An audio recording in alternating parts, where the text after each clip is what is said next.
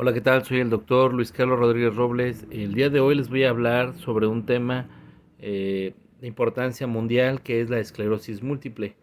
Bueno, primeramente tenemos que definir qué es la esclerosis múltiple. La esclerosis múltiple es considerada una enfermedad de tipo autoinmune, es crónica, es inflamatoria y principalmente es desmielinizante del sistema nervioso central. Si bien sabemos que se presenta en individuos que genéticamente son susceptibles a padecerlo o involucra algunos factores de tipo inmunológico, como son los anticuerpos, complementos y algunos mediadores de la respuesta inmune innata que cada persona tenemos. Se le considera dentro de las enfermedades desmielinizantes inflamatorias idiopáticas y nos va a constituir una de las principales causas más frecuentes de discapacidad de tipo neurológico, principalmente en la población de adultos jóvenes. Cerca más o menos del 50% de los pacientes es incapaz de caminar a los 15 años después del inicio de este padecimiento. Se sabe muy poco sobre los genes involucrados, aunque pues sí se sugiere y se conoce que puede llegar a ser sobre un factor genético. La esclerosis múltiple, si bien es una enfermedad que, como ya mencionamos, autoinmune, crónica, inflamatoria, eh, y esta va a tener mayor predisposición en pacientes genéticamente susceptibles, que nos van a llevar a cabo mediante los mediadores de la respuesta inmune innata. Se caracteriza por ataques recurrentes multifocales de signos y síntomas de tipo neurológico con diferentes grados de recuperación de tipo variable. La primera descripción principal patológica de la esclerosis como un antecedente histórico fue hecha por Jean Crubelier en 1835 aproximadamente, en donde reportaba áreas de cicatrices en la médula espinal. Este, si bien también en 1938 Robert Carswell describió los dibujos, áreas de reblandecimiento y esclerosis de la médula espinal y del tallo cerebral. Poco a poco la comprensión de lo que era la esclerosis múltiple aumentó en gran medida durante el siglo XX a raíz de los diferentes especialistas que se iban dedicando a la investigación clínica sobre este padecimiento y sobre los estudios complementarios que fueron presentándose durante la historia para generar conocimiento acerca respecto al tema. Bueno, también por ahí tuvimos el estudio fisiopatológico que se realizó fue con el científico Charcot, quien dio una gran importancia clínica en la desmilanización. Encontró que si nosotros conducíamos a los bloqueos de conducción eléctrica, podemos obtener varios diagnósticos respecto al avance y a la evolución de esta enfermedad. Su origen etiológico, principalmente de la esclerosis múltiple, en realidad está mal definida. Pues como ya hemos mencionado, se tiene una cierta susceptibilidad de tipo genético y bueno, se asocia a la interacción con el medio ambiente, este, o sobre algún gen específico que sugería el científico Edgecourts, sugería que era un factor genético hasta hace un siglo todavía. Entonces, la concordancia entre los genes idénticos es del 25% comparado con los disigotos, que es del 3 al 5%, lo cual apoya un poquito la idea de que sí influyen los factores de tipo ambiental. A lo largo de la historia se han hecho estudios exhaustivos para encontrar qué tipo de factores ambientales pueden estar involucrados en esta enfermedad.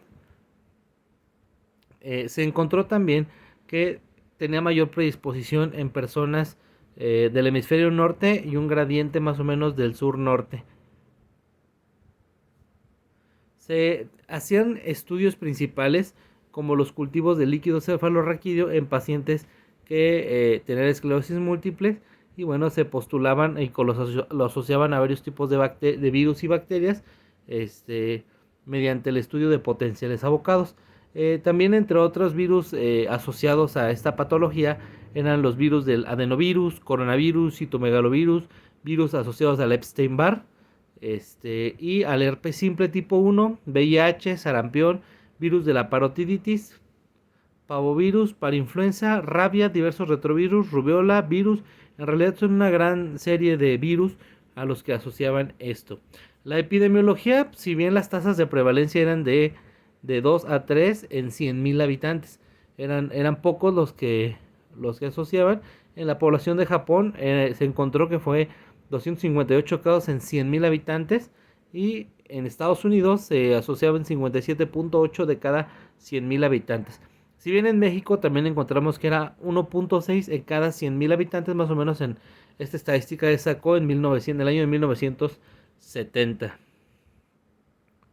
Debido a los diferentes tipos de criterios diagnósticos, han seguido evolucionando, y principalmente el diagnóstico se hace en la parte clínica. Era lo que nos aportaba el científico Schumacher. Y también a su vez basados en las pruebas complementarias, como era la resonancia magnética y los cultivos en líquido cefalorraquídeo. Existía una tabla, un científico llamado McDonald creó una tabla que bien lleva su nombre, que era para los criterios de McDonald's para el diagnóstico de esclerosis múltiple. Él lo asociaba a que pues tenemos una presentación clínica y datos adicionales que nos podían llegar a complementar el diagnóstico. Principalmente en la presentación clínica nos daban 2 o más ataques, y los datos para el diagnóstico era la evidencia clínica asociada que era adicional, pero debería ser consistente con la esclerosis múltiple. Y nos hablaba de los ataques que se podían presentar durante las diferentes etapas de la enfermedad.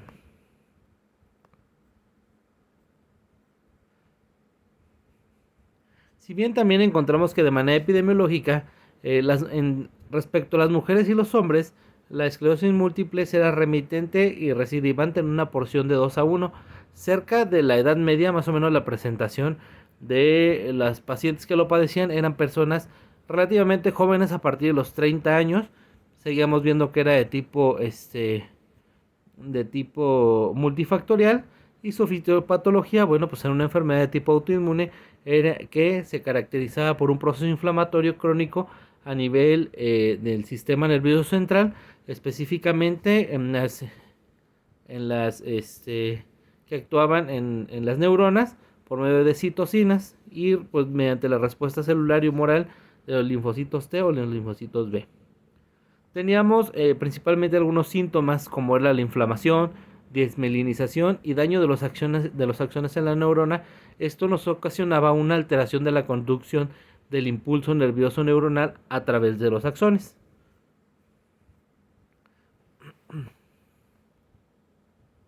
Tenemos también algunas formas clínicas que se manifestaban.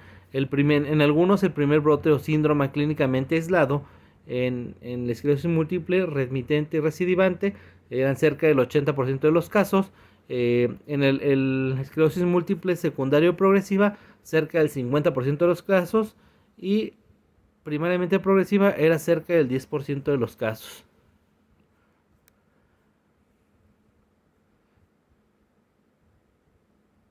Bueno, dentro de la presentación clínica podemos encontrar algunos brotes con nueva sintomatología neurológica de una duración aproximadamente o mayor a 24 horas de una vez a partir del inicio subagudo. Quedan de manera impredecible, no era algo que pudiéramos predecir, y bueno, pues tenemos que atender a ese tipo de pacientes. También se pueden afectar a cualquier localización del sistema nervioso de tipo central, ya sea cerebro, nervio óptico o médula espinal. La recuperación pues de los síntomas podría ser de manera completa o parcial, dependiendo de la rehabilitación, y podría tardar de semanas hasta meses. La presentación clínica de este tipo de enfermedad, pues bueno, dependía mucho de la localización en donde se presentaba. Según la localización, podía afectar principalmente a una extremidad o de manera hemicorporal, en ambas piernas, en las 4 extremidades, o ciertamente en un nivel sensitivo abdominal. Esas son las principales localizaciones donde podemos tener alguna manifestación clínica. Tenemos algunos síntomas y signos frecuentes, como era la hipoestesia. Era una dificultad para diferenciar algunas puntas o figuras. Eso era la hipoestesia. Alteraciones de la temperatura. No podemos diferenciar la temperatura por este tipo de pacientes. o cordonal posterior, secundario a la sensibilidad vibratoria y artocinética. Provocaba estas alteraciones del equilibrio y bueno, nos podían ocasionar hormigueos. Dependiendo de la localización, como ya lo habíamos mencionado, podemos tener paresias de una extremidad, hemiparesias, paraparesia o tetraparesia, dependiendo pues de la evolución de cada paciente. Signos muy frecuentes que se llegaban a presentar una debilidad de tipo muscular. Tenemos un signo de piramidalismo, que eran reflejos, nos ocasionaban los reflejos osteotendinosos muy exaltados, y signo de Babinski y Clonus. También se llegaban a presentar signos de fatiga y espasticidad en los pacientes.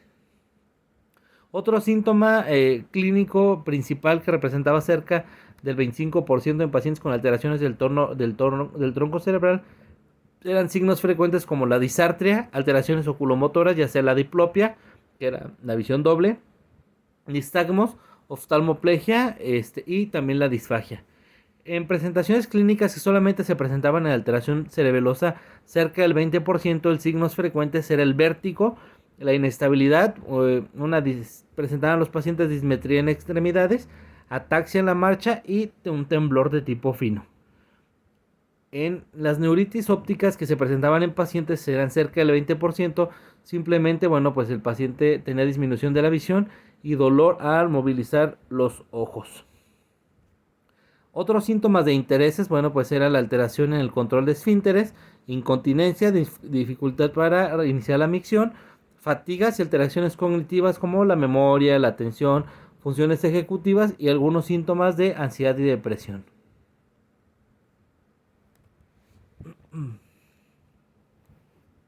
Tenemos diferentes escalas para poder valorar esto. Una era la escala ampliada de discapacidad de Kurtz.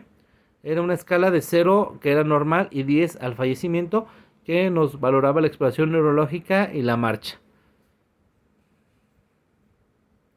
Tenemos también la escala múltiple de esclerosis funcional composite.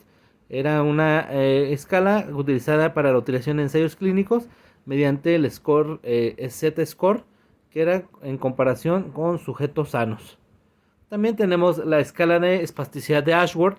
En esta, nos va a medir la resistencia al movimiento del músculo. 0, no hay un aumento del tono. 1, ligero aumento del tono, leve resistencia a la movilización pasiva de las extremidades. 2, moderado aumento del tono, pero se va a flexionar fácilmente la parte afectada que estamos explorando. 3, considerable aumento del tono, dificultad para la movilización de tipo pasiva. Y 4, una extremidad rígida en flexión o en extensión del paciente. Los diagnósticos, como ya los hemos mencionado, pues va a tener implicado una parte de la diseminación en tiempo y espacio en el momento que estemos abordando al paciente. De manera principal, pues se hace a cabo mediante una valoración de tipo clínico, de una evaluación neurológica, mediante estudios complementarios como es la resonancia magnética, cultivos o análisis de líquido cefalorraquídeo y el estudio de potenciales evocados.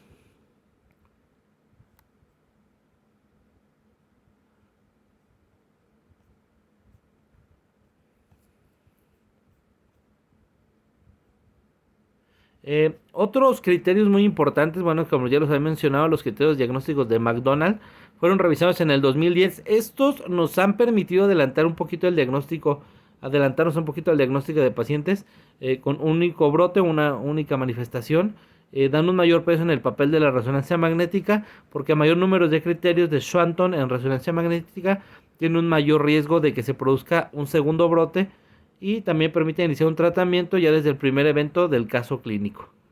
El estudio de líquido cefalorraquídeo, este se realiza mediante una punción lumbar, ayuda a los casos de dudas diagnósticas. En este caso vamos a medir las inmunoglobulinas de tipo G, que se van a encontrar elevadas en este líquido, y vamos a buscar bandas oligoclonales positivas. Los potenciales evocados son un estudio que nos va a ayudar a detectar la afectación subclínica en otras regiones, ya sean potenciales visuales, auditivos de tronco o de tipo somatosensorial. Debemos de hacer un tipo de diagnóstico diferencial de la esclerosis múltiple, ya que podemos encontrar signos y síntomas similares en algunas enfermedades, como lo son las enfermedades de tipo dismelinizante, como una neuromielitis de tipo óptico. También tenemos las enfermedades autoinmunes, como lo son el lupus, la artritis reumatoide, un síndrome de Sjögren, un síndrome de tipo antifosfolípido. También la enfermedad por la sarcoidosis, enfermedades de tipo infecciosa, y por eso tenemos que hacer un análisis cuidadoso y una historia clínica adecuada. El pronóstico, bueno, pues no somos capaces en el momento actual de dar un pronóstico fiable y valorar, bueno, pero va a depender mucho pues del tratamiento y con la prontitud que tengamos para atender e iniciar el tratamiento de estos pacientes. Los tratamientos, pues bueno, tendrán que ser parte del tratamiento clínico, el tratamiento médico, perdón, y el tratamiento rehabilitatorio. Entonces, bueno, este se va a manejar con corticosteroides y bueno, tendrá que llevar, aparte del tratamiento médico, tendrá que llevar también el tratamiento fisioterapéutico. Se van a tratar también con inmunoglobulinas, y con esteroides.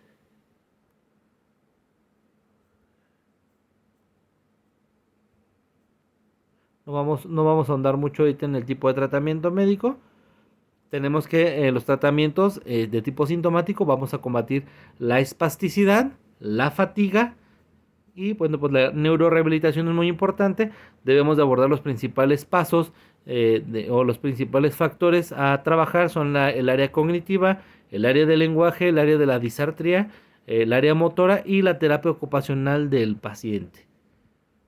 Tenemos que tener un abordaje multidisciplinario porque este paciente pues va a requerir tratamiento de neurorehabilitación, soporte familiar, social y laboral, algunas otras especialidades dependiendo del área afectado como la urología, psiquiatría, oftalmología, incluso el manejo pues importante y fundamental por la parte neurológica. De mi parte sería todo, agradezco su atención y me despido por el día de hoy. Muchas gracias.